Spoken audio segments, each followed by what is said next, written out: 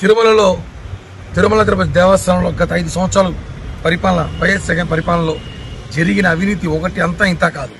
చాలా లోతుగా దర్యాప్తు చేస్తున్నా కూడా ఇంకా తువ్వే కొద్దీ అక్రమాలు అన్యాయాల అవినీతి బయటపడుతుంది.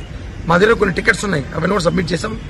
గత ప్రభుత్వంలో వైఎస్ఆర్సీపీ నాయకులు, మంత్రులు, ఎమ్మెల్యేలు, ఎంపీలు ఇచ్చలవిడిగా తీసుకున్న టికెట్లు ఒక్కొక్కరు 70-80 టికెట్లు తీసుకున్నారు.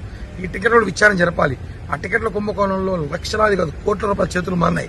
ఒక్కొక్క మంత్రి 70-80 టికెట్లు, ఒక్కొక్క ఎమ్మెల్యే 10-15 టికెట్లు తీసుకున్నాడు. ఈ సేవా టికెట్లను ఎలా ఇచ్చారు, ఎందుకు ఇచ్చారు, ఇవన్నీ విచారించాలని చెప్పి కూడా మా దగ్గర ఉన్న పూర్తి డేటాను కూడా అధికారికి అందజేశాం.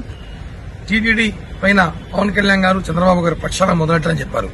టీటీడీలో శ్రీవాణి ట్రస్ట్ పేరుతో పెద్ద కుంభకోణం జరిగిందని పవన్ కళ్యాణ్ గారు ఏ రోజు చెప్పారు, ఆ రోజు నుంచి టీటీడీ వివాదాస్పదంగా మారిపోయింది.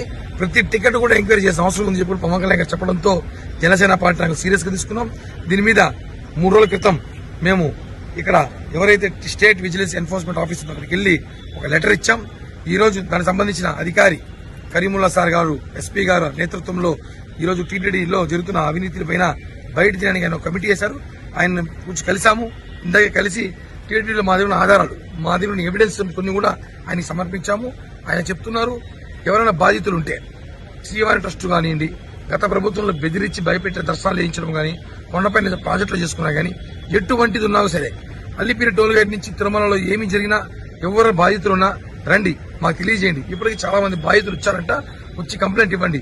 మేము మీకు శ్రీవారి భక్తులుగా, మీరు మనోభావ శ్రీవారి భక్తులతో ప్రేమతో మనం ఇచ్చే శ్రీవారి టికెట్ 10,000 రూపాయలు కానీ, వేరే టికెట్లు కానీ, రూములు కానీ, ఇవన్నీ కూడా స్కామ్ జరిగింది.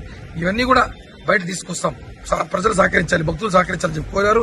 ఖచ్చితంగా భక్తులందరూ కూడా అలాగే ఎవరైతే శ్రీవారి భక్తులు ఎవరైతే టికెట్లు కొన్నారో, ఎవరైనా మోసం చేసో, ఎవరైనా ఇబ్బంది పెట్టో, ఏమైనా టీటీడీ వాళ్ళు మనం వసూలు చేస్తుంటే అవన్నీ ఎస్పీ గారి దృష్టికి తీసుకురావాలి. అదేవిధంగా అన్ని శాఖల్లో తిరుమలలో పనిచేస్తున్న పద్మావతి కానివ్వండి, జైఓ ఆఫీస్ కానివ్వండి, ఎంబీసీ కానివ్వండి, ఈ శాఖల్లో పనిచేసిన అధికారుల మీద కూడా ప్రత్యేక విచారణ చేయబడతామని చెప్పి కూడా హామీ ఇచ్చారు. అతి త్వరలో దొంగలంతా పట్టుకుంటారని చెప్పి కూడా ఆశిస్తున్నాం.